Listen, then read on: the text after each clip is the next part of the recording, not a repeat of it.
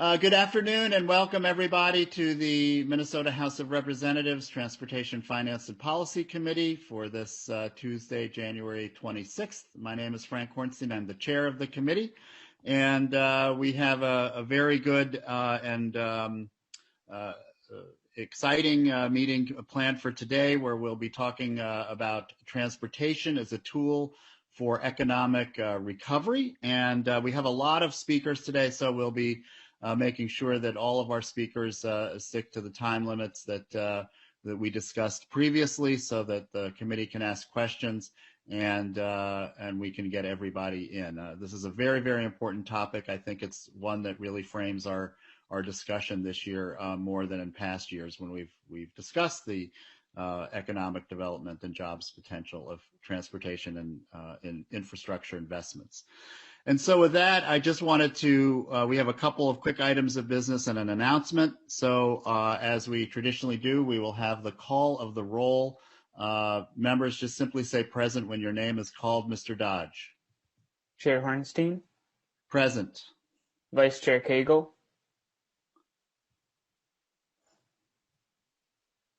Present. Representative Petersburg. Present. Representative Barr. Present. Representative Bernardi. Present. Representative Elkins. Present. Representative Frederick. Present. Representative Hausman. Present. Representative Heinrich. Present. Representative Kosnick.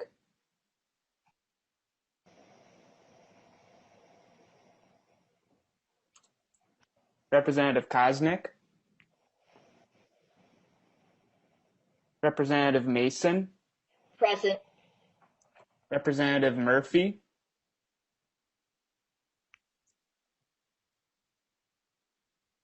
Murphy present. Representative Nelson.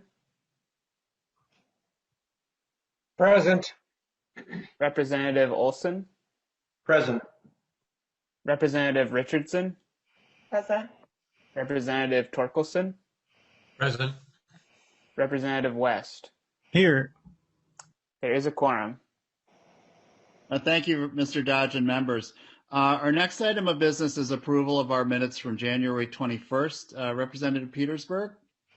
Thank you, Mr. Chair. I move the adoption of the January 21st minutes.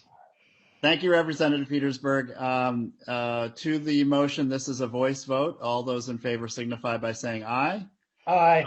Aye. All those opposed? The motion prevails. Thank you, Representative Petersburg. So I just also wanted to let members know that we have gone through the process with our staff and the Speaker's office in terms of developing rules for the committee. They're very much consistent with what we've had in the past under both Republican and Democratic chairs. The main item, and so those are available for your review online. The main item that is most important, I think, to members is that we are keeping the 24-hour rule for amendments.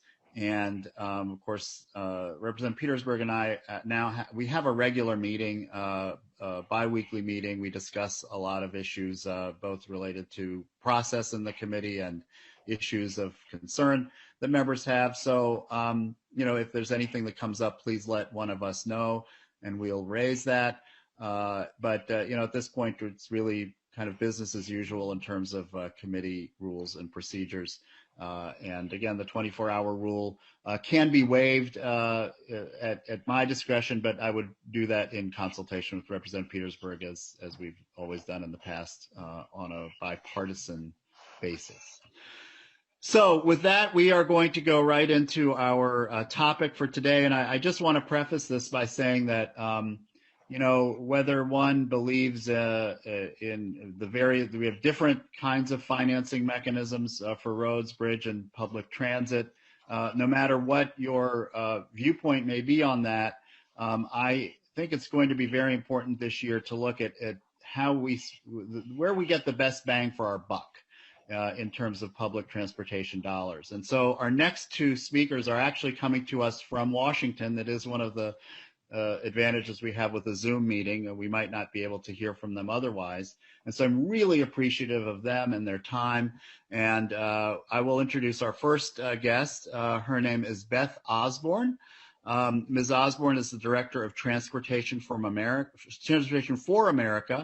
She was previously at the U.S. Department of Transportation, where she served as the Acting Assistant Secretary for Transportation Policy and the Deputy Assistant Secretary for Transportation Policy. So, Ms. Osborne, we are very, very happy that you could make it here, and welcome to the Minnesota House of Representatives. Please state your name for our public record, and then proceed.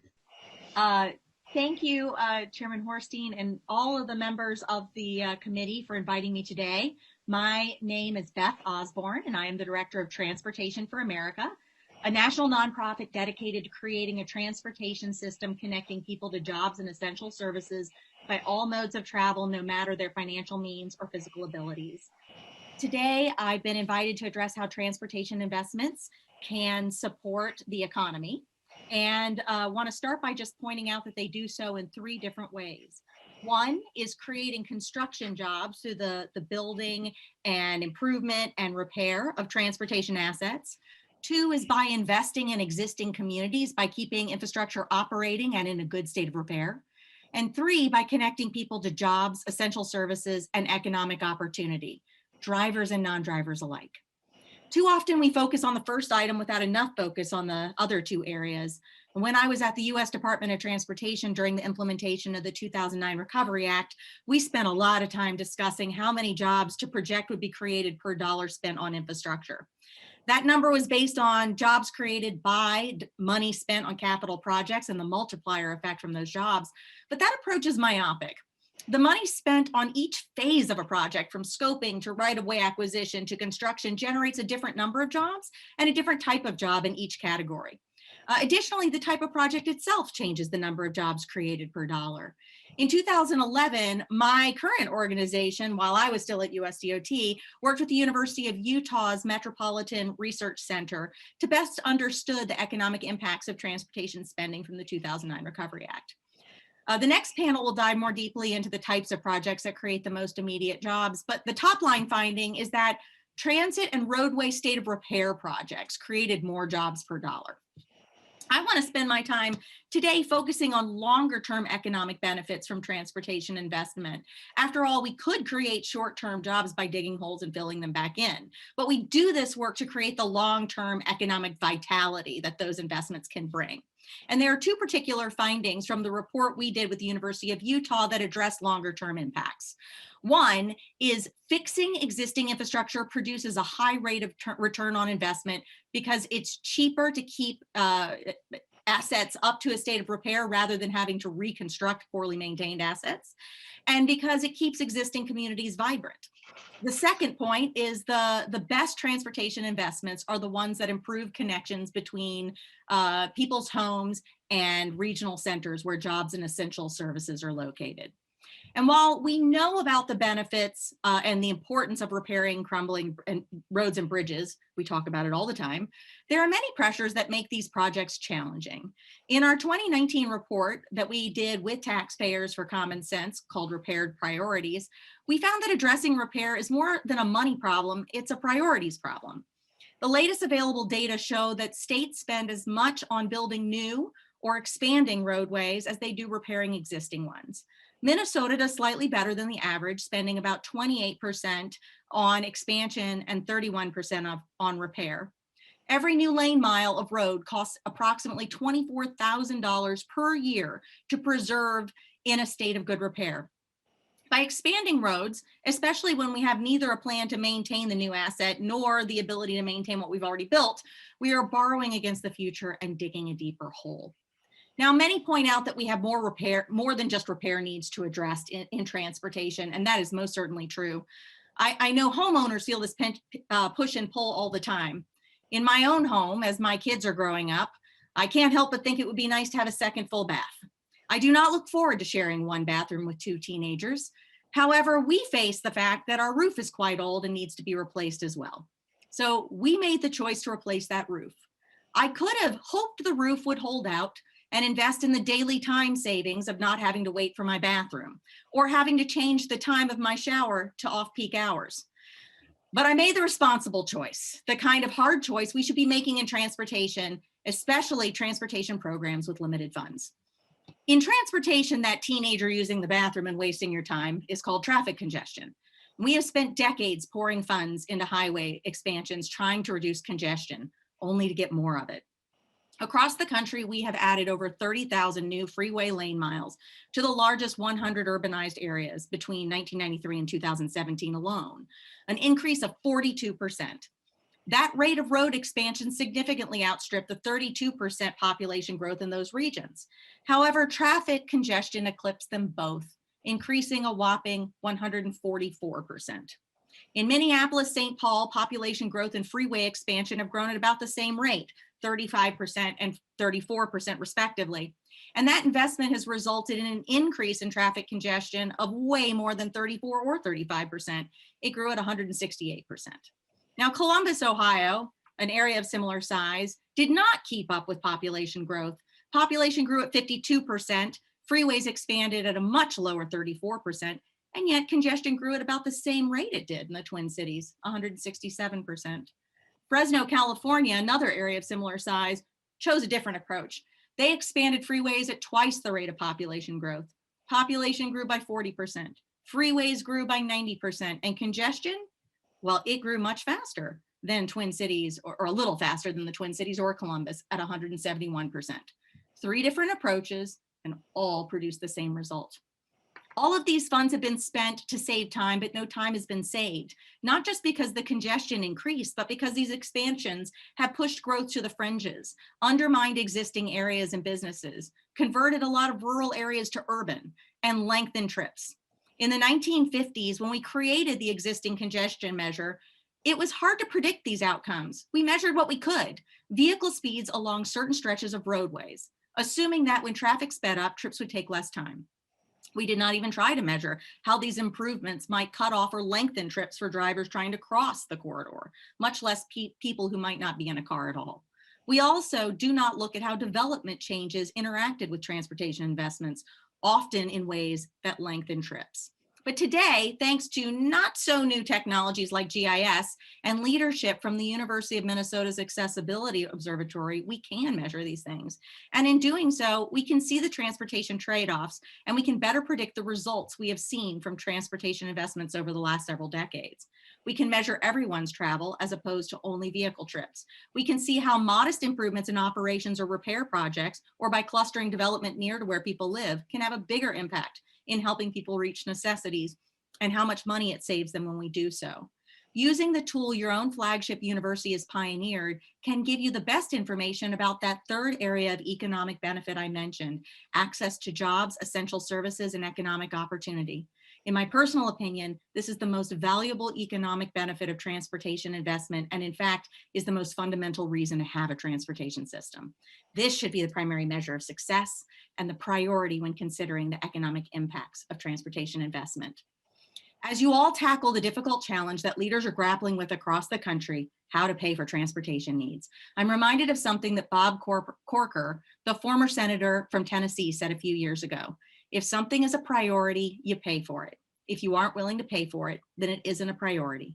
And while it is never easy to come up with new funding, the areas that have had the most success in doing so start with setting a vision and goals around real regional priorities, whether that be replacing all structurally deficient bridges or guaranteeing non-drivers have access to at least half as many jobs as drivers have. While many of the transportation funding debates stay caught in a conversation about where to find money to get through a current list of projects, starting with priorities and the projects that achieve them is the most compelling approach to convincing taxpayers to invest. And setting those priorities around the investments that bring the most long-term economic benefit is a very compelling argument indeed. Thank you again for inviting me here today, and I look forward to answering your questions. Thank you very much, Ms. Osborne. And what we're going to do is have Mr. Ellis for 10 minutes, and then we'll have a 15-minute question and answer period. Then we'll go on to our second panel. We like to break up our speakers and kind of group them by topics. So we have you and Mr. Ellis together.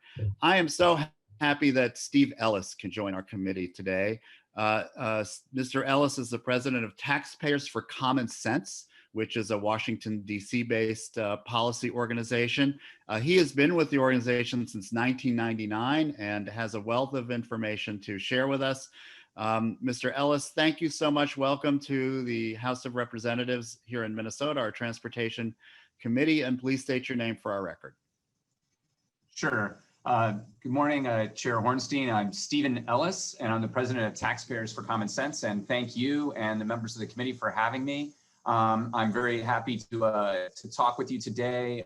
Taxpayers for Common Sense is a national nonpartisan budget watchdog. And as Beth indicated, we released the Repair Priorities Report with Transportation for America. So not surprisingly, much of what I have to say underscores what my longtime friend and colleague Beth Osborne just said. So I'll be relatively brief. I'll give you back some of your 10 minutes. However, we approach this issue at Taxpayers for Common Sense and other issues from defense to agriculture spending on getting the most for the federal taxpayer. This is important because the majority investor in virtually any infrastructure project is the federal taxpayer. But in most cases, the federal and state taxpayers' interests align, at least on getting the most critical, highest priority projects done. People think budgets are about numbers. They're not. They're about priorities, and the numbers help tell you what is prioritized. And so Senator Corker's observation, a former mayor as well, is very apt, the one that Beth just shared. This hearing is well-timed. After years of Infrastructure Week becoming a punchline, there are real interests in moving ahead with infrastructure investments. The one-year extension of the ironically named Surface Transportation Bill expires later this year. I say ironically because the FAST Act acronym coincidentally stands for Fixing America's Surface Transportation. But as our report points out, there is still a lot to fix. The underlying theme of our report is that we as a nation are spending too much on new lane miles and not enough on repair and maintenance. And as Beth indicated, Minnesota is neither the best nor the worst in this, but this does require a national response. The pending expiration of the FAST Act is an opportunity to really fix our nation's transportation system. Our report lays out a few common sense recommendations. They're about accountability and transparency. Demand measurable outcomes for the American taxpayers. A huge amount of funding for the transportation system is coming not from the gas tax, but from the general treasury. I'll have more to say on that later. But the goals of the next 6-year transportation bill should be to repair all roads in poor condition, or at least set that as a target and tie federal funds to states to accomplish that goal. Furthermore, require that states prioritize repair before expansion. No funds should go to expansion when there are unmet needs for repair. These are federal dollars. I have no problem attaching strings to them if it leads to less spending in the future. It costs more to take, and this was also indicated by Beth, it takes more to take a road from poor to good or even fair than it does to maintain it at good condition. Furthermore, we should require sponsors to prove that they can maintain new roadway projects. Sadly, today's new roadway capacity project has the possibility or even probability of being tomorrow's backlog. In other words, if you can't take care of what you have, you shouldn't be adding to the system. And finally, transparency and accountability at FHWA. States are required to set performance targets for the highway conditions and report them to the Federal Highway Administration. This information, coupled with the actual road conditions, must be better communicated and up to date. Taxpayers deserve to know where their dollars are going and what they are achieving or not. These are the joint recommendations we had in repair priorities. And Taxpayers for Common Sense was very pleased to be able to join with Transportation for America on this latest iteration of the report. There are a few other items that I would like to tackle, strictly speaking, for Taxpayers for Common Sense. The financing system for the Highway Trust Fund is in shambles. When he was arguing to take the Highway Trust Fund off budget to protect it from being rated for other purposes, then House Transportation and Infrastructure Chair Bud Schuster pledged that the Highway Trust Fund would never take money from the General Treasury. Then he retired. Since 2008, more than $150 billion has been taken from the General Treasury coffers to cover Highway Trust Fund shortfalls from expected spending levels. The gas tax hasn't been adjusted since 1983. And between fuel efficiency and construction costs exceeding inflation, its purchasing power has been diminished. But the appetite for spending has not been satiated. Shifts to electric vehicles will further erode it as a funding mechanism. Bottom line, revenue should meet spending. So there needs to be innovation. For instance, the state of Oregon has adopted a voluntary vehicle miles traveled tax as an alternative. One option that comes up in infrastructure circles is PPPs, public-private partnerships. We all know the old adage that if something looks too good to be true, it probably is. PPPs have to be structured extremely well to protect the taxpayer. For a PPP to succeed, there has to be a steady profit stream to pay off initial costs. Furthermore, virtually no private entity is going to have a cheaper borrowing cost than a public one. The profits are privatized and the risks are socialized. We've seen all too often that the private company folds and taxpayers are left holding the bag. These are big challenges facing the nation and Minnesota. It is critical that the nation's infrastructure investments are prioritized, responsible, and worthwhile. Again, thank you very much for inviting me to talk with you today, and I'm happy to take any questions you might have.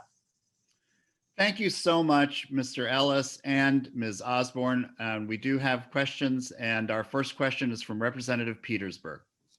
Thank you, Mr. Chair. And this one is for Ms. Osborne in regards to congestion. It's one of the things that I've been hearing as one of the categories in which we kind of refer on the need for transportation infrastructure has to do with congestion. And yet I have this general feeling that I've had for a long time, being that I've driven up here in the cities for almost 60 years now, 50 years anyway, that congestion is kind of like water. It always kind of meets and flattens out, and it always kind of equalizes. And so I was very curious for you to say that it didn't matter if you built roads faster or not, congestion kind of stayed the same, which kind of indicates to me that people will, whenever there's an improvement, they'll move farther away until the congestion gets so far that they don't want to deal with that congestion anymore, and then they'll stop the expansion. But can you explore more on whether or not we ought to be still using congestion as one of our factors for determining transportation needs? Oh, we could spend so much time discussing this. Yeah, I think I always go back to something one of my past bosses once said to me, which is people have a tolerance for a certain average trip, particularly to work. It's someplace between 30 and 45 miles per hour. If you make it faster, they'll make it longer, or they'll be satisfied with it being longer. We also have seen the footprint of cities grow to an extreme amount when you take into account the metropolitan area. So one of the things we've seen consistently happen is trips grow longer as we make travel faster. So yeah, we're seeing that we just overload the system. We also, as we spread out where people live and where all their needs are, we require more trips per person to accomplish their daily needs. So it's a very effective way to create more traffic congestion with fewer people. An incredible inefficiency. And I think a lot of it comes down to the fact that we just simply have not modernized our measurement standards. The folks in the 1950s that set travel speed as congestion measure were doing the best with what information they had access to at the time. And it was a smart proxy because it was the closest they could get. But in today's world, we have so much more measurement capacity, starting with the fact that we're not just looking at your average speed on your trip without regard to whether you arrive at all. I mean, right now, the way we measure congestion, if you travel and circle at speeds, that's an A+ system. But if you travel slowly for 10 minutes and arrive, that's a failure. It's wildly out of step with the experience that the traveler has.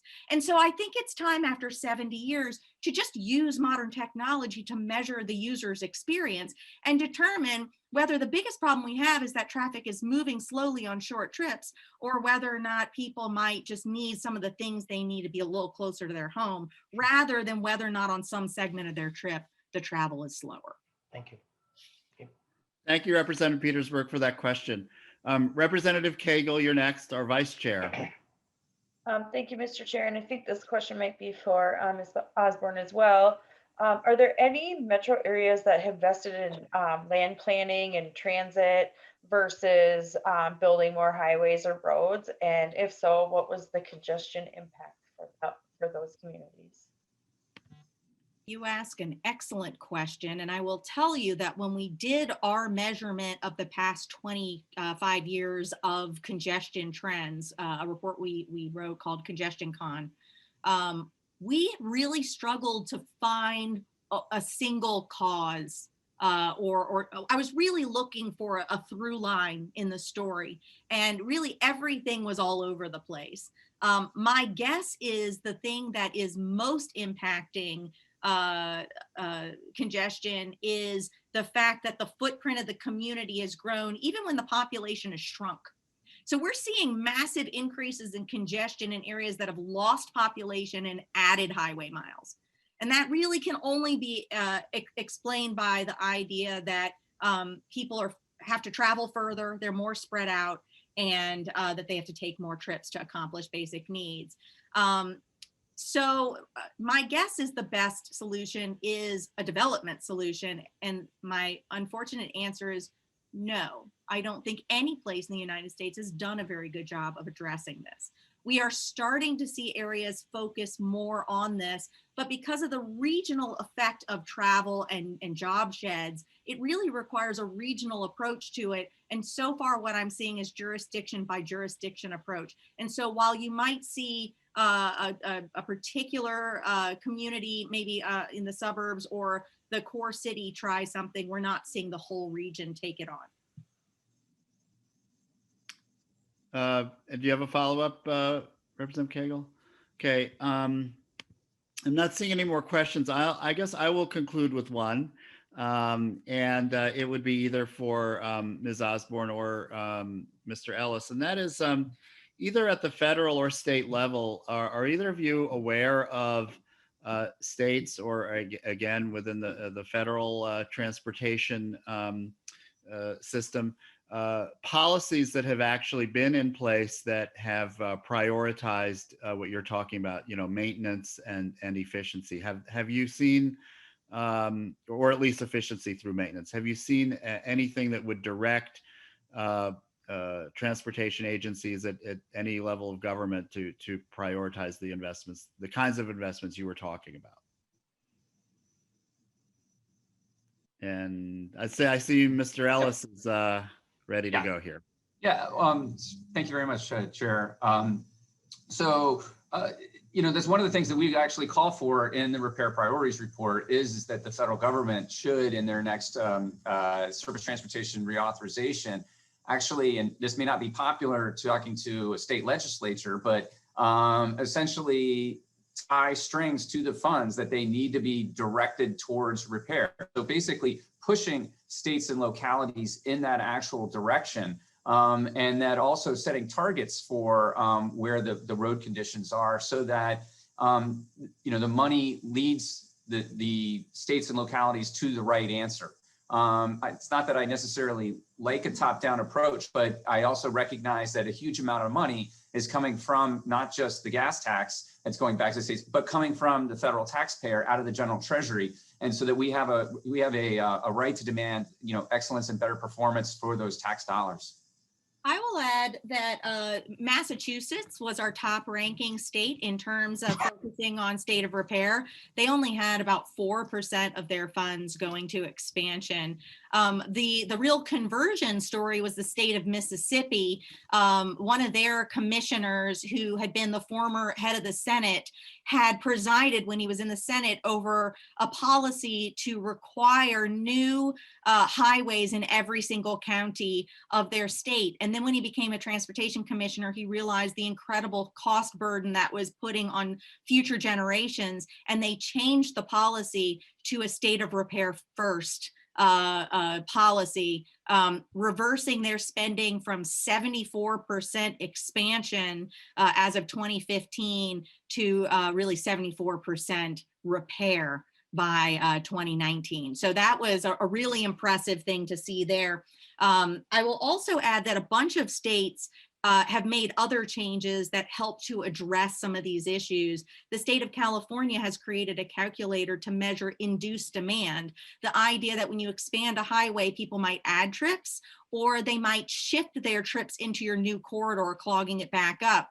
This is something that was first recognized back the year I was born, which was a long time ago, and has never been properly measured or recognized. And now the state of California has a calculator to help their engineers and their localities to do that. And then finally, I will mention that access has become a primary measure of new capacity projects, access to jobs and access to essential services in the state of Virginia, but also the state of Utah has adopted that. And while they're further behind in the implementation than Virginia is, their legislature acted to require that as a measure of projects going forward, all of which add up to more of a focus on repair.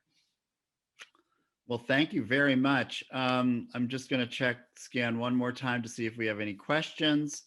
I don't see any, and I just want to thank you, Ms. Osborne and Mr. Ellis, so much for spending some time with us.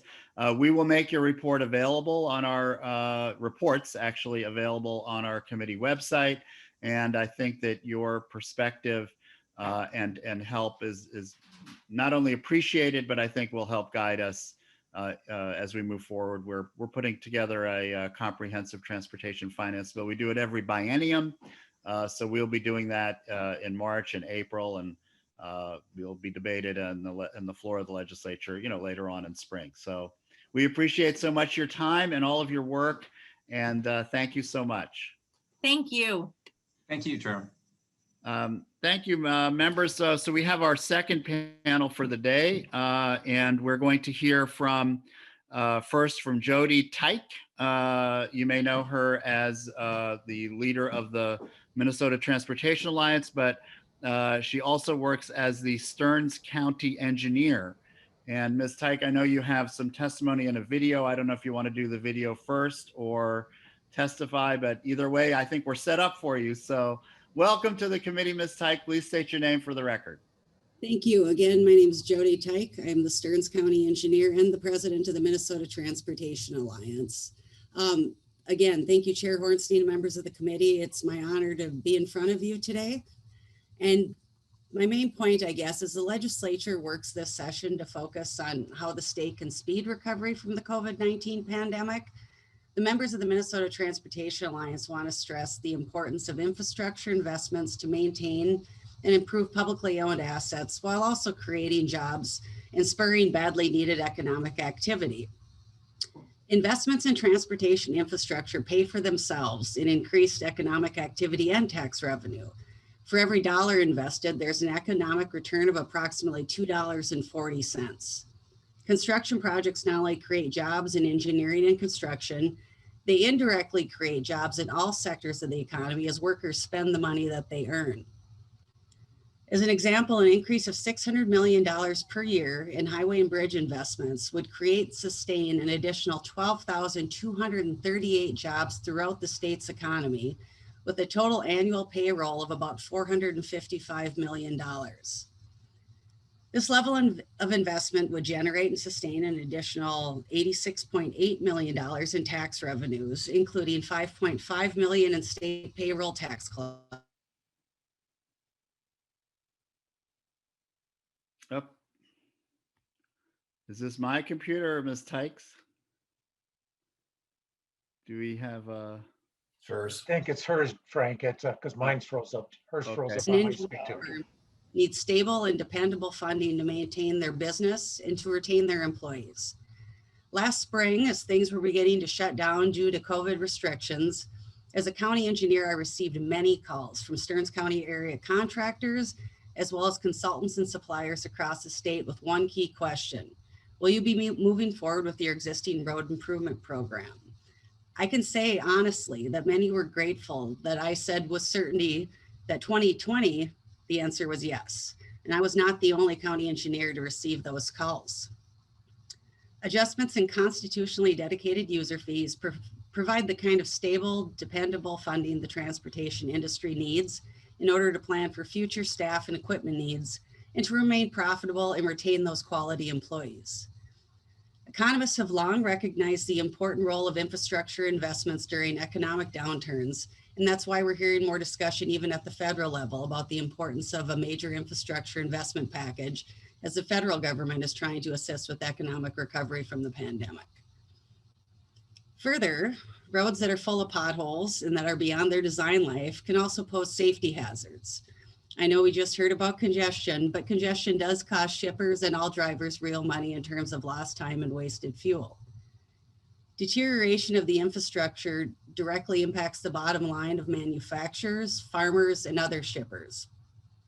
When bridges are posted with lower weight limits because of structural deficiencies, trucks and other agricultural equipment have to find longer, and in some cases much longer, detours around those bridges, which adds to their daily costs.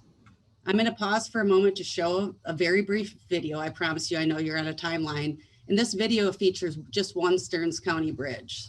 So bear with me while I share the screen. Let's see here. And unless I hear otherwise, I'm going to assume you all can see and hear everything. Yeah.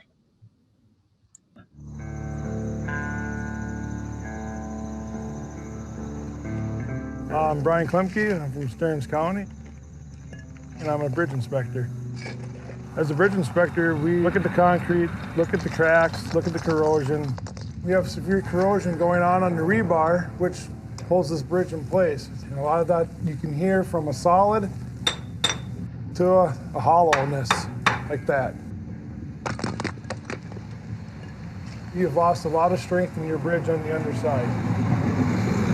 It's all about safety. We all want to go home and see our kids. It gets very frustrating when you can come down here. Anybody can walk down here and see the shape of this bridge that it's in. And the main reason this is happening is these bridges aren't getting replaced as soon as they should, just due to funding. We definitely need the funding. Once it starts, it don't stop until it's over. It's troublesome. All right, thank you for humoring me with that. That is actually a real Stearns County bridge. It's just east of the city of Melrose. So first of all, one moment, Commissioner sorry. Oh, go ahead. So in conclusion, many of the facts and figures I've shared with you today can be found in a report summarized and researched by a team led by ARTBA, or the American Road and Transportation Builders Association in Washington, D.C. I believe there's a link on your committee page.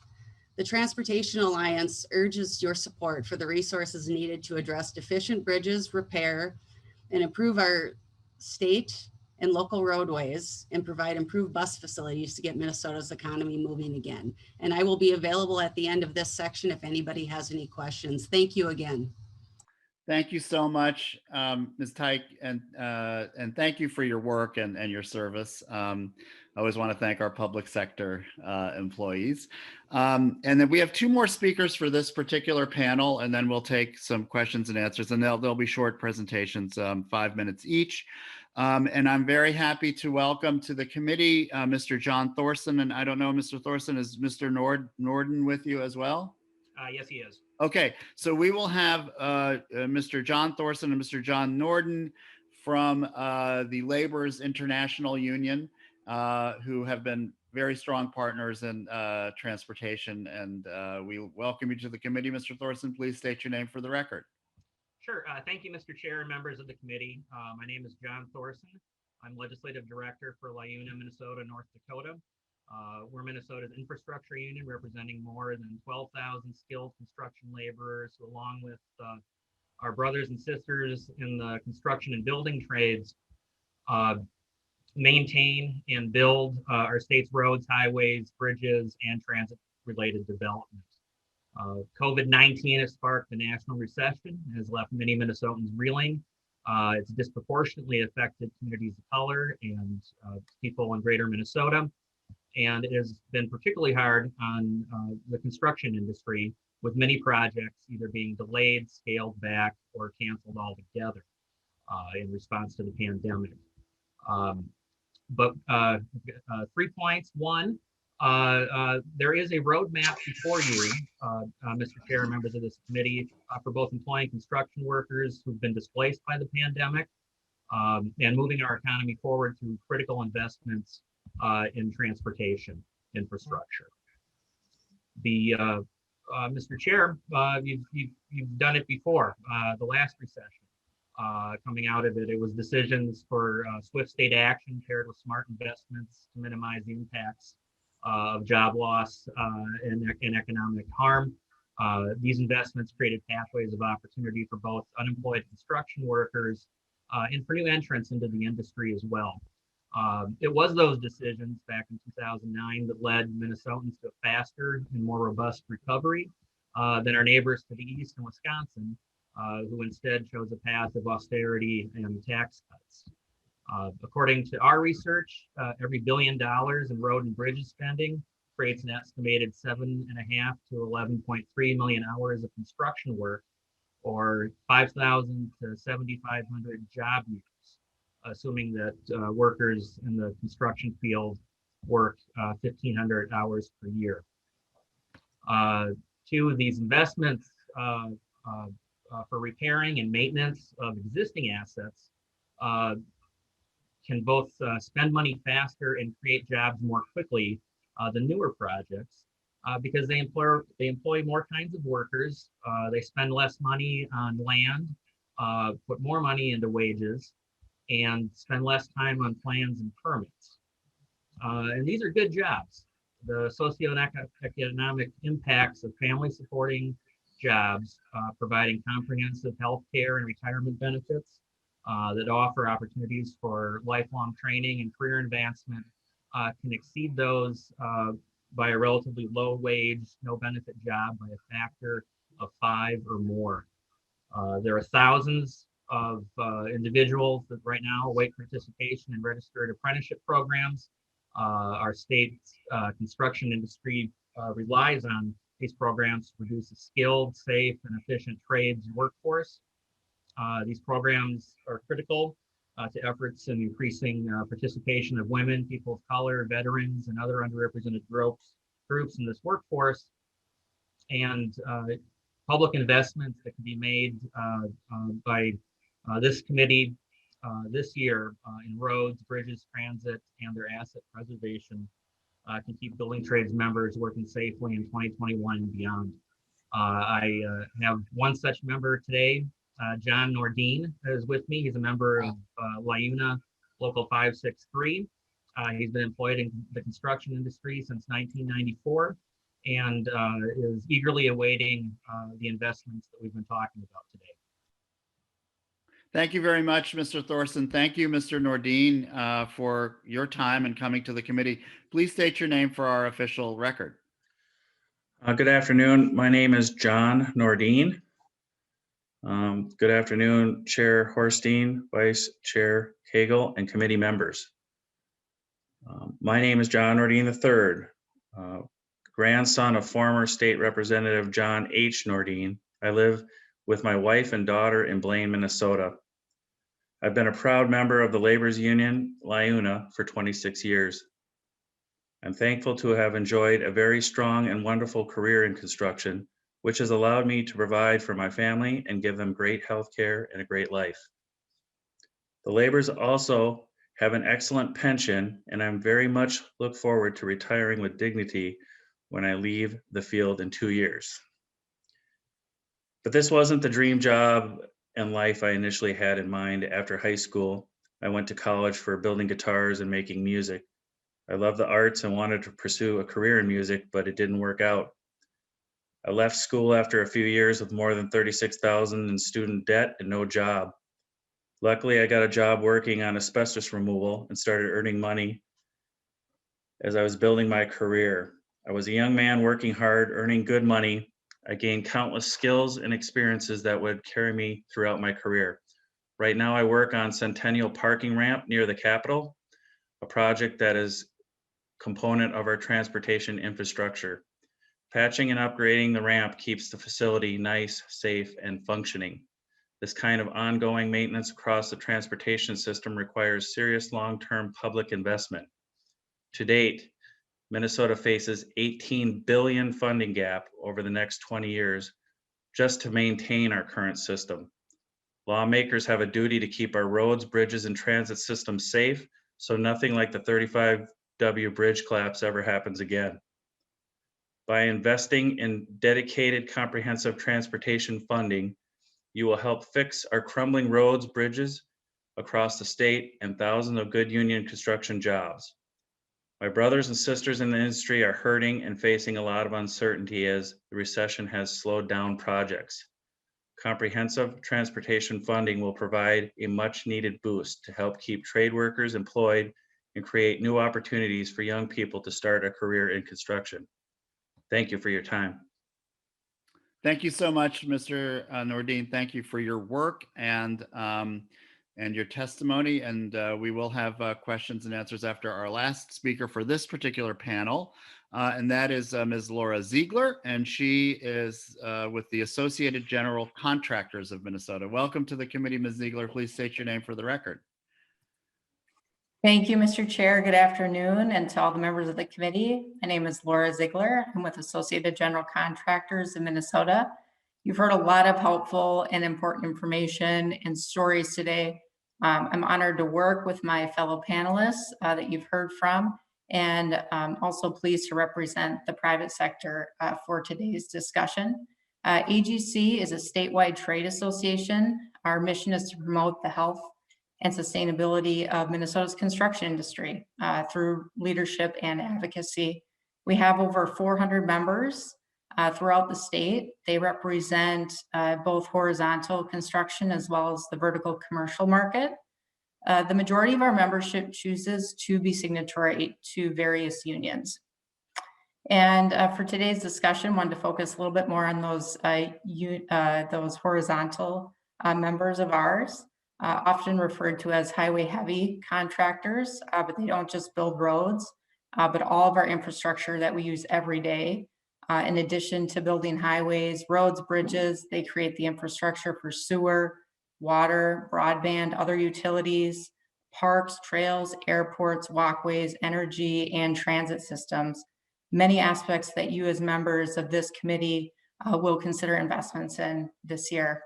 Many of you know these contractors and employers in your community. And as Ms. Teich mentioned, our contractors work with all public owners, the state level, counties, and cities. We talk about jobs a lot in the construction industry and job creation. What's also important to note is that this is an investment in careers. These, as it was previously mentioned, these are good paying careers. And having sustained long-term funding gives businesses the opportunity to plan for their own investment, because we know that Minnesota has a predictable funding stream for work. For example, a business may decide to buy heavy equipment versus renting, because that makes business sense for them, or that use of it, that piece of equipment. It's very easy to see how quickly this can have a ripple effect, and it can affect suppliers, manufacturers, implements, and various other industries. As Mr. Thorson mentioned, having sustained work helps with recruitment and retention in the trades as well. And finally, you've heard multiple times today, perhaps this is helpful for our adult learning to hear it again, but your investment in infrastructure, it does get a great return on investment. Our National Association, AGC of America, partnered with the University of Colorado last year to develop a very helpful resource called the Construction Impact Model. So we do have the ability to calculate the total economic impact, those direct and indirect jobs, as well as the induced effect that it has on the state. We can do this for construction, for non-residential structures, multifamily structures, repair and maintenance of highways, roads, and bridges, etc. So if we take the $300 million transportation investment in the bonding bill last year, we know that that has a total economic impact of over $594 million. And this includes direct, indirect, supplier, and other induced spending jobs. So please let me know if any of you in the future are interested in utilizing this information. I'd be happy to help provide that. Mr. Chair, thanks for your time, and the other members, and also for your commitment to economic recovery. And we're here as a resource as you continue the discussion. Thank you very much, Ms. Ziegler. And that tool that you were describing sounds fascinating. Maybe there is a way for for us to be able to share it with the committee. And I'll just start off the questions with a question on that.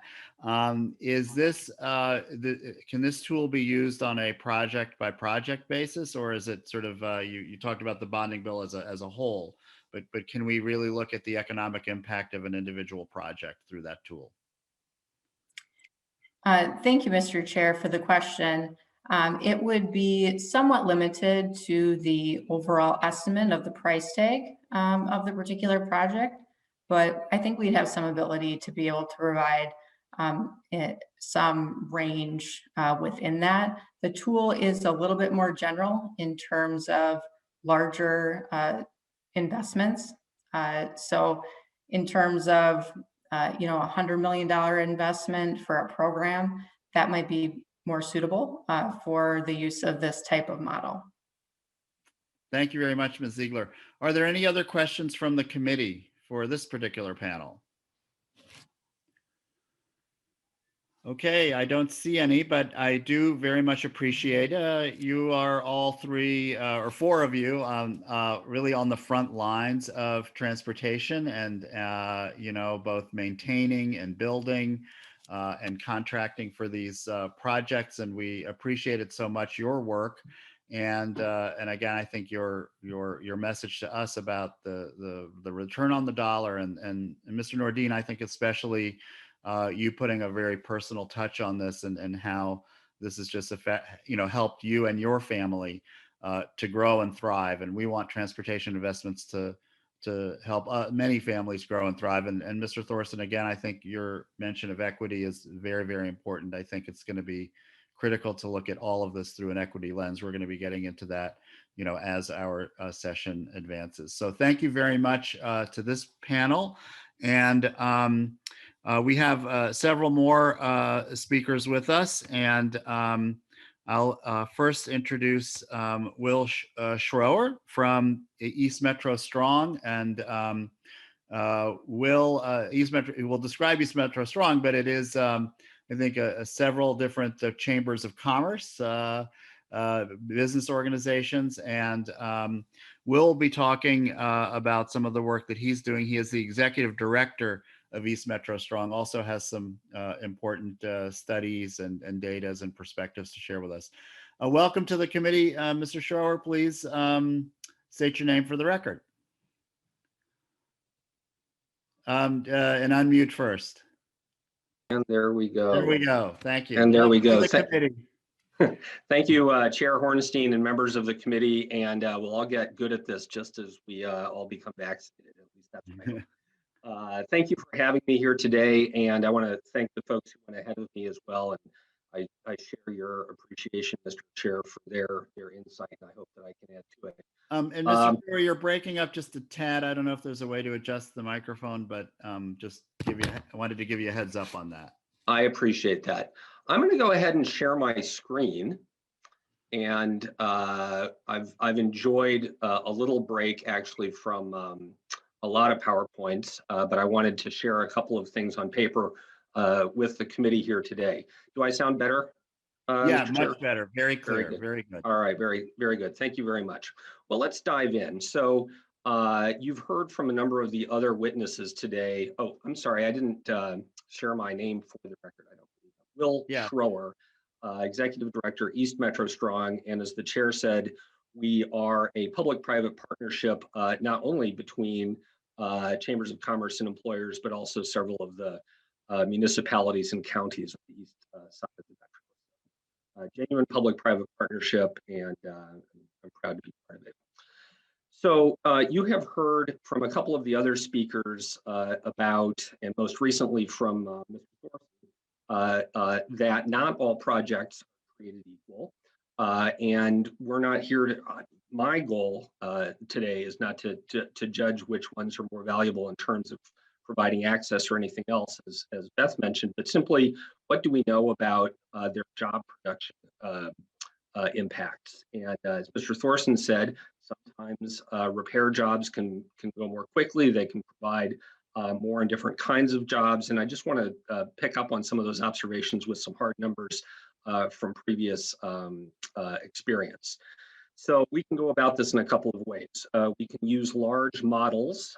We can use project level models, as we just heard about from the prior speaker. Overall, the large national models that, and when we use the word model, sometimes we think of just people experimenting on a computer. No, these take the actual statistics of project costs and who's employed and how they're employed and run them through input, output, and downstream effects, et cetera. And what we find is that in general, transit produces roughly 31% more jobs per dollar than does new road construction. And that repair produces roughly 16% more jobs than new roads. And you heard some of the reasons for those previously. The new road construction requires buying the land. That produces jobs for lawyers in a lot of cases. I know a lot of lawyers and big fans of them, but generally don't have trouble finding jobs. If we want to put folks to work building things, then we want to save money on land and put it into other projects, and road repair and transit tends to do that. And we also know, just again, as Mr. Thorson said, it's the diversity of jobs that produces some of these numbers as well. The other way we can go about it is to look at what one might call, for lack of a better term, experiments in the past. And as Beth Osborne mentioned, the last time that we had a large federal stimulus, the Department of Transportation required recipients to track how those dollars were spent, including the number of jobs that were created with those federal dollars. And so we have a great data set that allows us to ask, okay, when the feds send money, what specific job impacts do those have? Don't run it through a model that might, produce misleading results one way or the other. What actually happened? And the results were very much in line, actually, with what the large national models show, that public transit produces far more job hours. The number that came out of the last federal stimulus was about 70% more jobs from a transit dollar than from a new road construction project.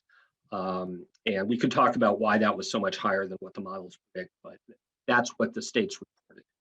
And then the dollar that's spent on road repair produced roughly what the large national models predicted above a new road construction project. We also know from those statistics how Minnesota spent its last transportation stimulus dollars. And Minnesota spent the least in the category that produced the most jobs per dollar. They spent the least portion of their money. I should say we, since I'm a Minnesotan, we chose to spend the least number of dollars on transit investment, which produces the most jobs per dollar. And I believe we've been over this a couple of times, so I'll just save the committee's time. And I want to lift up, because I think it hasn't been touched on by previous speakers, where some of the manufacturing jobs in particularly the transit industry go. We heard about the construction jobs, and many of those obviously go to Minnesotans, and that's fantastic. East Metro Strong partnered with the Minneapolis Regional Chamber of Commerce last year to look at where transit assembly and manufacturing jobs in Minnesota. And we found a surprising, I have to admit, number of transit manufacturing jobs in Minnesota, most of which are in places with not particularly great transit. I don't know if that's ironic or not, but there it is. So the woman on the top left of the screen is building a New Flyer bus in St. Cloud. New Flyer, literally one of the world's leading manufacturers of large transit buses. And we have a lot of New Flyer buses being used here in Minnesota.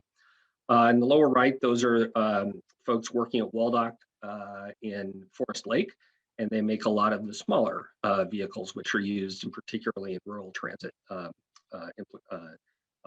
services.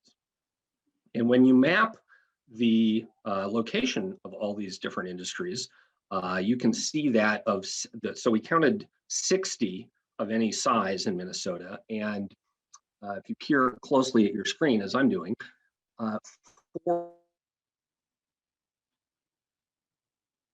Mr. Schroeer, you froze for a second. Minneapolis and St. Paul. Okay, good. So there we go. Okay. It's telling me my internet is unstable. You froze for a. Can you hear me now, Frank? Yes, yeah, you were frozen just for a few seconds when you first started describing the map. Very good. So if you peer at the screen as I'm doing now, you can count 4 transit manufacturing industries in Minneapolis and St. Paul proper. And all of the others are either in the greater region or in the state, greater Minnesota overall. I had the privilege of visiting the plant in Bloomington, Thermo King, which they invented the bus air conditioner, and now makes a great, is a world leader in bus and transit vehicle air conditioning. And they work closely with New Flyer, among others. And if anyone has an opportunity to go visit these or any other plants, it's really fascinating. And it's just a snapshot into, even if you're not served necessarily by a transit system, as a Minnesotan, you may be benefiting from transit spending. So I'd like to conclude by asking, in light of the data that we've collected both nationally and then here in Minnesota, how can we use transportation dollars to help Minnesotans succeed? Beth Osborne talked about using those dollars to connect people to jobs and to education. And I'd like to just pick up where she left off and emphasize that those opportunities exist all over Minnesota, and not just in some of the larger towns. I've been working in this area for a while, and I'm always struck by the number of folks in more rural areas who tell me that they have trouble, or they know someone who has trouble getting to work or to school because they don't have good transit service in their community or their county. I've had employers tell me we have trouble getting people to our shifts, because, and we have to, that's an additional business expense that we have to take on because the public sector isn't working. So maybe you'll hear more about that from other speakers, but I wanted to just lift that up for the committee's consideration as well. Like the other speakers, all of the statistics that I've shared with you today are available in pretty well documented reports, and I'd be glad to be in touch with anybody who'd like to dive in more detail. Thank you, Mr. Chair, and thank you, members of the committee. Thank you very much, thank you, Mr. Schroeer, and we will have you stick around for questions as well. We have 2 more speakers on this panel. I'm very excited that we have Mr. Erik Trantvedt, and he is the Senior Vice President of Human Resources at Marvin Windows in Warroad. He has served in a similar capacity at other private companies that do business in greater Minnesota. And he has served as the past board chair of the Minnesota Chamber of Commerce, and that was in 2015 and 2016. So he has a very good business perspective on the role of transportation and economic recovery, and we're very pleased again to have you. Mr. Trantvedt, welcome to our committee, and please state your name for the record. Yes, thank you for having me. My name is Erik Trantvedt, Senior Vice President of Human Resources with Marvin Companies. And you can proceed, Mr. Trantvedt.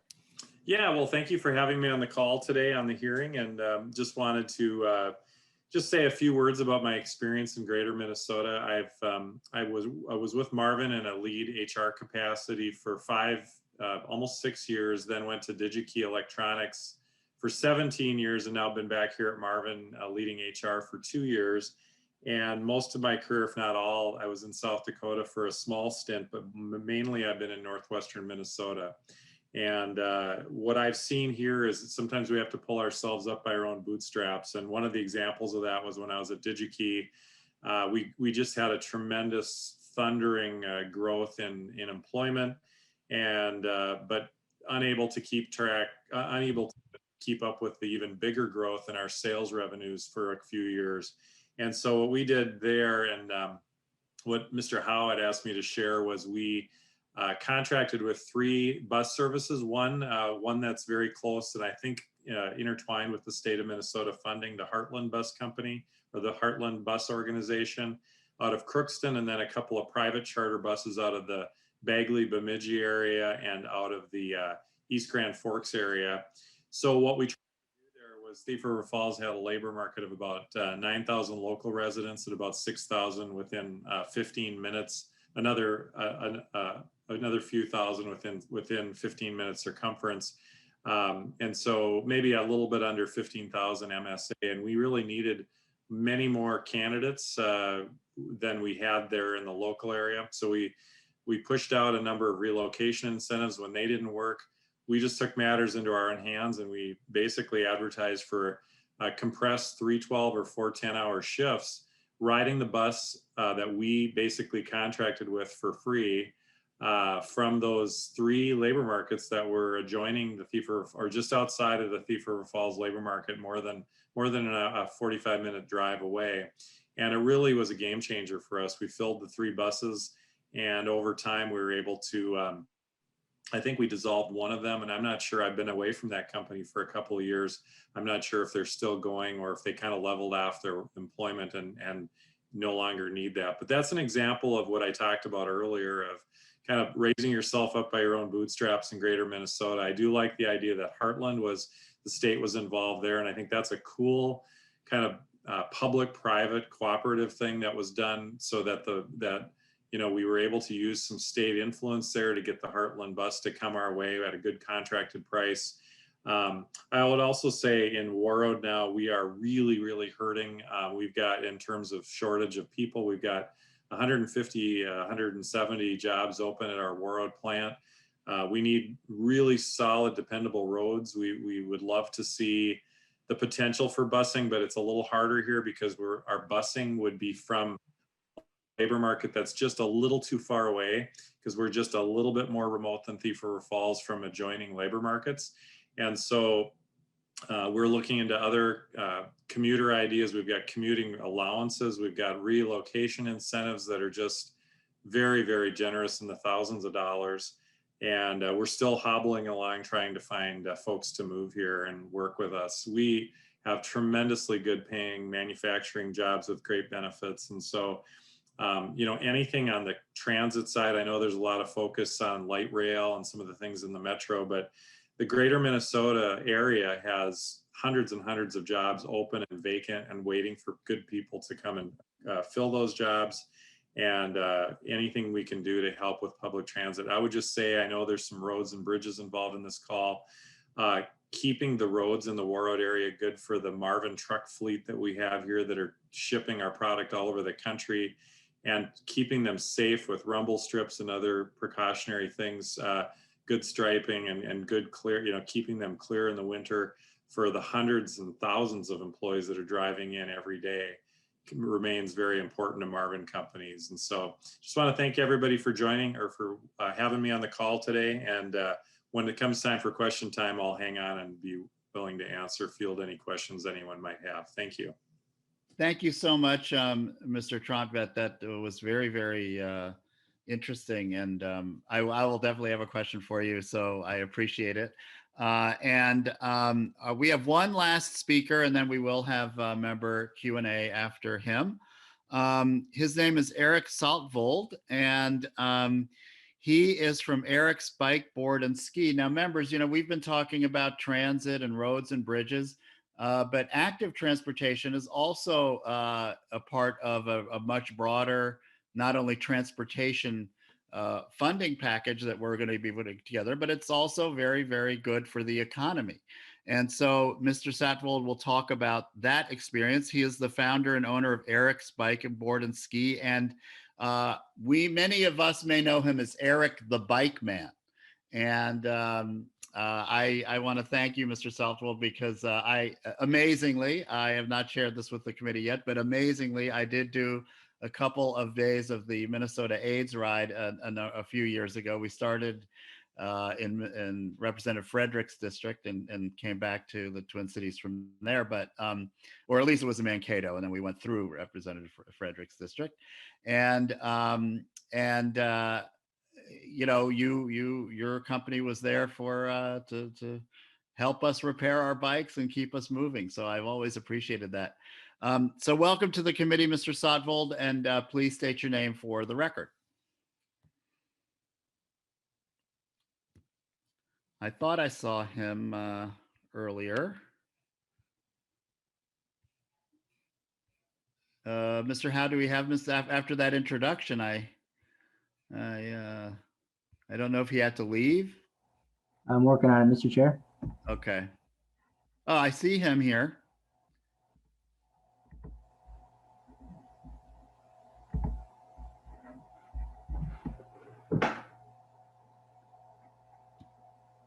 If anyone can dial up an Erik the Bike Man commercial, we could hear that in the meantime. No, I'm joking.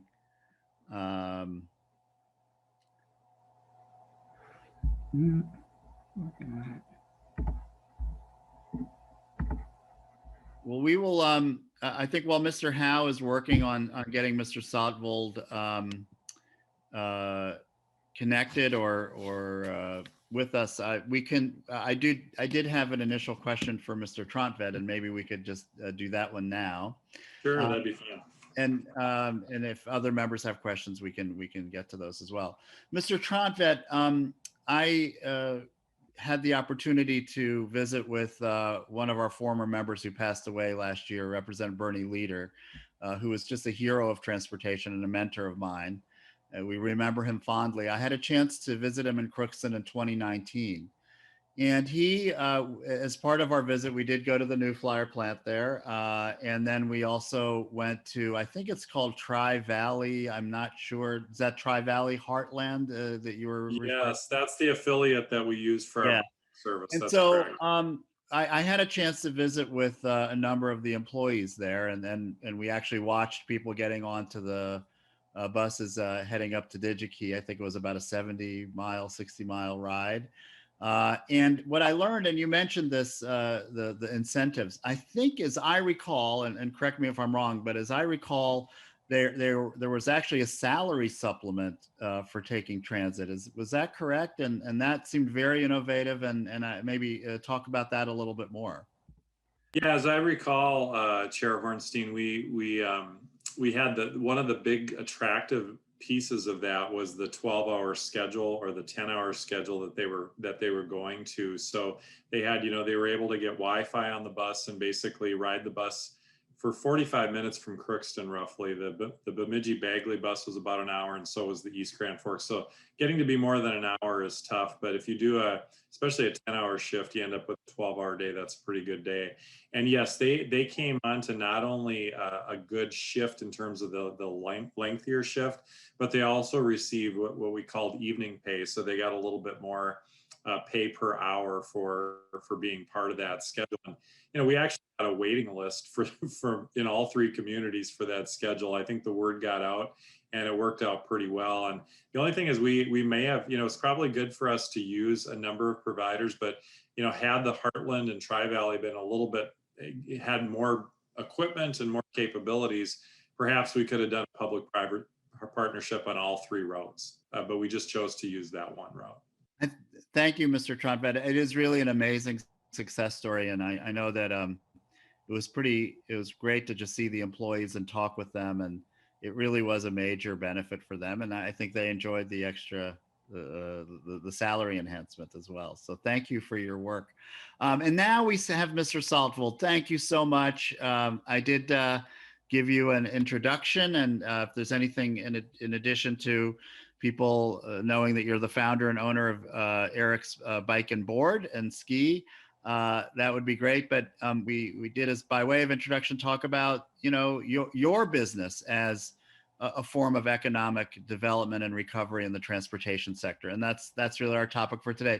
Mr. Saltvold, thank you, and welcome to the Minnesota House of Representatives Transportation Committee. Please state your name for our record, and we are looking forward to hearing from you.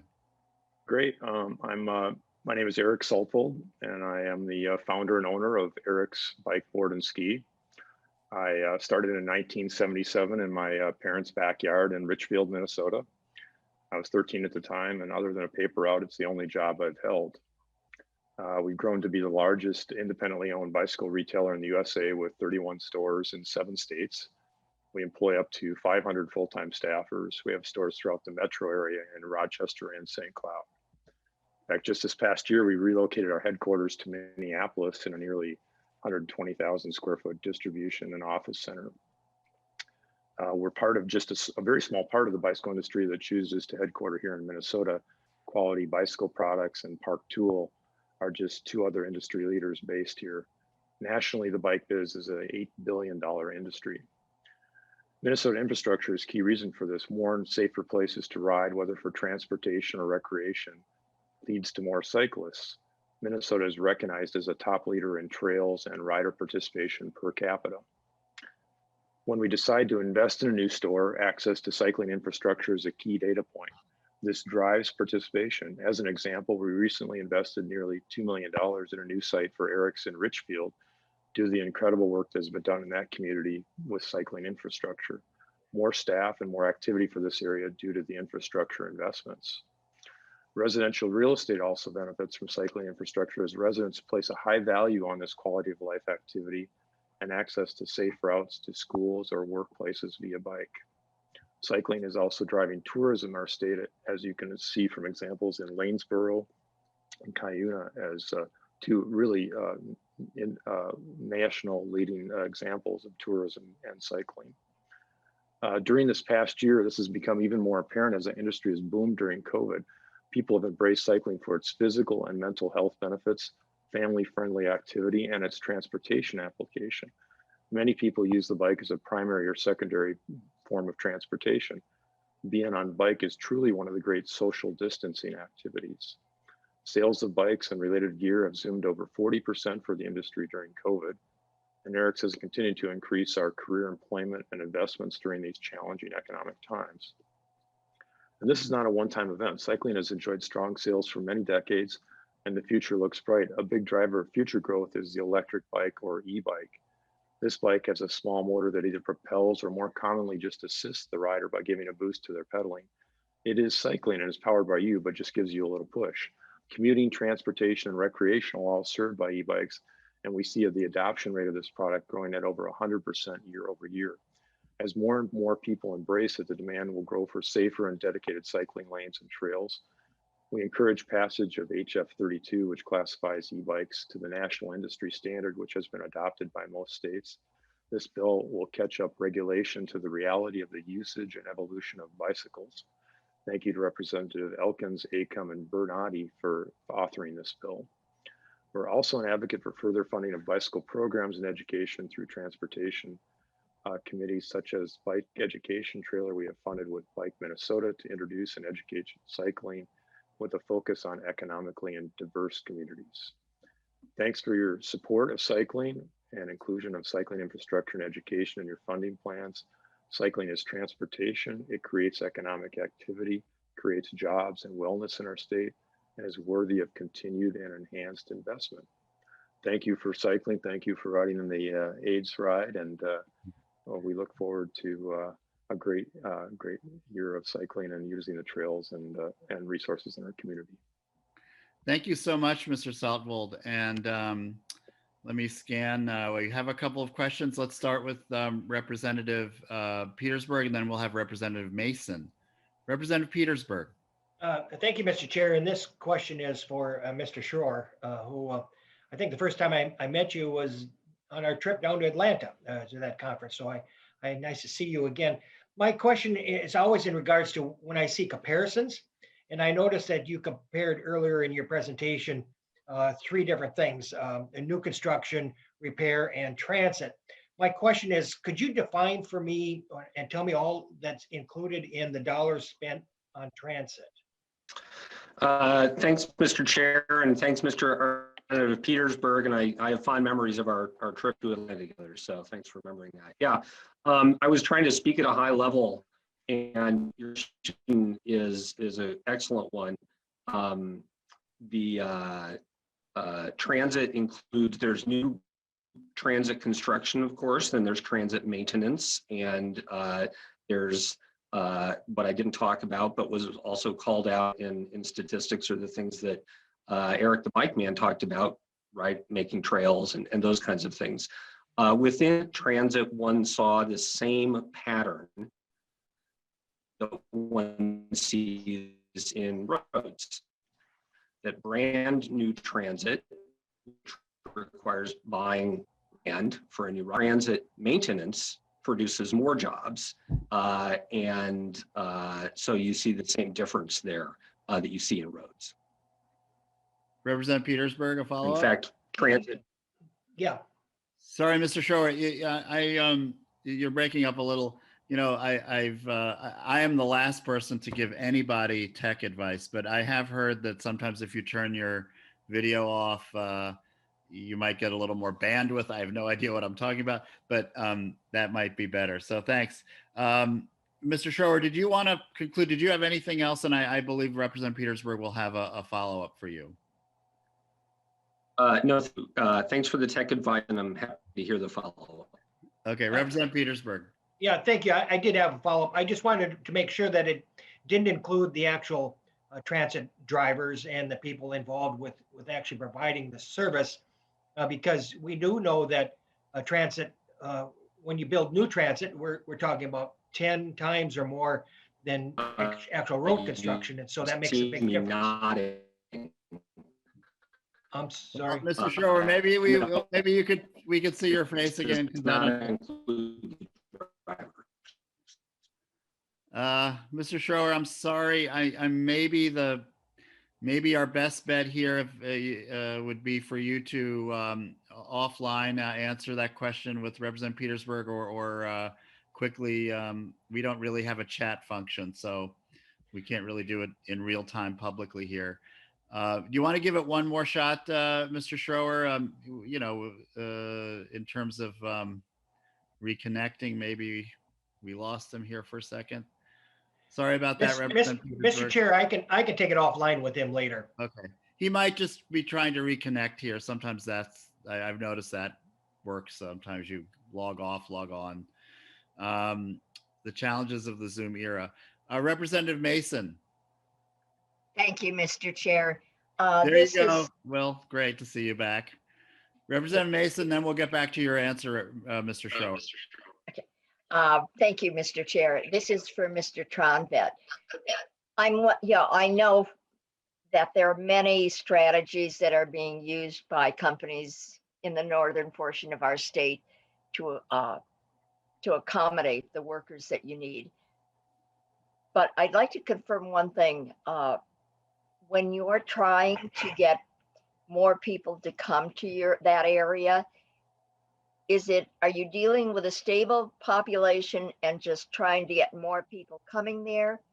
Or is it a matter of that area is losing population and you're trying to accommodate that as well? Thank you, Tronvet. Yeah. Excuse me, Chair Hornstein. I should let you go first. Yeah, thank you. I will answer that, Representative Mason. We do not have a very dense labor market in terms of the number of candidates per opening. In my experience in manufacturing, you want to have 10 to 15 applicants for every opening that you have in your plant. We have in Roseau County, and these are Minnesota or U.S. Federal or state statistics. We have, for manufacturing jobs, we have one candidate for every job that's open between Polaris, Marvin, Central Boiler, and some of the companies that are here. So it's a very thin labor market. So what we want to do is try to, encourage folks to move. We're good with in-state moves. I've been working with the Minnesota Department of Employment and Economic Development and their commissioner to try to do some creative programming to encourage the other state job service offices to ask folks to move to Warroad area, Roseau area, and take advantage of our hiring incentives. It's a tough go, but it's really more of a thin labor market. We may have lost population. I'm not sure about that, but I know that there's full employment here, and that's a good thing, but it also creates challenges for companies like Marvin. Okay. Thank you so much. Thank you. Mr. Schroeer, are you're back with us, and it would be nice. Maybe we could just do a quick instant replay here of Representative Petersburg. He had a follow-up question. I think you were in the middle of answering it, Mr. Schroeer. So maybe we can take up where you left off. Sure. Thank you very much, Mr. Chair. And let me great right now. Sounding great. Okay, very good. So Within transit, you see the same pattern as you see with roads, that repair produces more jobs and more different kinds of jobs than construction. And then to his follow-up question, no, it does not include the operators of the transit subsequently after it's been built. It's just the construction. Representative Petersburg. Thank you, Mr. Chair. I just think that somewhat makes sense because when you're dealing with the repair of a roadbed for roads, there's so much more material cost compared to labor versus a rail or others in which you're just fixing various things. And so that kind of makes some sense to me anyway. So, but thank you. Thank you for the follow-up. Thank you, Representative Petersburg. And thank you, Mr. Schroeer, for your patience and for reconnecting. Representative Cagle. Thank you, Mr. Chair. And this question is to Mr. Tronvet. I'm sorry if I butchered your name. But you kind of piqued my interest here. Maybe this is more of a jobs or the deed committee conversation, but was just kind of curious what kind of outreach you have been doing for those positions, and if you've thought of any kind of equity provisions or really trying to get into different communities that maybe don't live so much in Roseau. And then I also was curious too about my husband actually works for a window dealer and has taken the Marvin plane up to the airport and said it was pretty exciting as far as that airport goes. And so as transportation goes, I don't know how useful that airport is for moving product. So I was just kind of curious on that as well. Yeah, I can't speak. Thank you. Chair Hornstein, can I answer that? Yes, go ahead, please, Mr. Tronvet. I don't want to get out of order here. So you really, he's a veteran of the legislature here. Yes, thank you, Ms. Kogel. The airport is a fantastic airport here. It's right on the international border. We have 4 very active Marvin airplanes that fly during non-COVID times. We fly every morning. We actually serve the community. We allow folks for a free will offering, kind of like in church, when they pass the plate, folks can jump on our plane and get to the Twin Cities. Particularly, we like to help with needs that are out there, like Mayo Clinic or U of M medical needs and things like that. But we've actually during COVID time spoken very seriously about transferring folks from other plants using our flights, but we're so concerned and wanting to keep everyone safe that it's pretty close quarters in those airplanes, so we haven't done that. That's why buses right now for us doesn't work, but we are putting very attractive bonuses out there for employees who work in our Grafton and Fargo facilities to come to Warroad for a period of time. We pay bonus money, we pay for their hotel and meals, and it's really creating kind of an esprit de corps among our people as they're helping us with our backlog and our orders here in Warroad. But yes, we've tried geofencing, social media, we've had on-site hiring fairs, we've put out tremendous incentives. We've raised our hiring start wage to $16 an hour, and there will be more increases coming. And we've really worked at retention too, trying to get there's a front door and the back door at every plant. And if we can kind of keep the back door managed better and we have pretty decent low attrition, but we want to keep that lower too. We've also, every year we hire Canadian workers through a special visa permit program from Southern Manitoba and Ontario to come in. So I think we've got 8 to 10 work streams that are active all the time. And it's a real problem for us, but it's a real challenge in a real high employment economy. Did you have a follow-up, Representative Cagle? Yes, Mr. Chair. I was just thinking, maybe we can connect offline and take this over to the Jobs Committee too, or the Deed Committee, whatever it's called now. Representative Newer's Committee. We have time for one more question, members. Let me just scan our participant list. I don't see any. So with that, I wanted to thank everybody for our panel. I thought it was really enriching and so many different perspectives shared today. We're looking forward to sort of continuing our discussion about investments and infrastructure for the first half of our hearing on Thursday. We'll be hearing about MnDOT's latest report on the state of our infrastructure and a return engagement from the Winona County engineer. Many of you met him when we were in Winona at the mini session. And so he'll be coming back along with some other local officials. And we'll start to get into a discussion about the small cities needs. And then we'll hear our first bill from Representative Davney next on this coming Thursday. So with that, members, thank you very, very much. Thank you for our panel and for all of your questions. And with that, this meeting of the Transportation Committee is adjourned.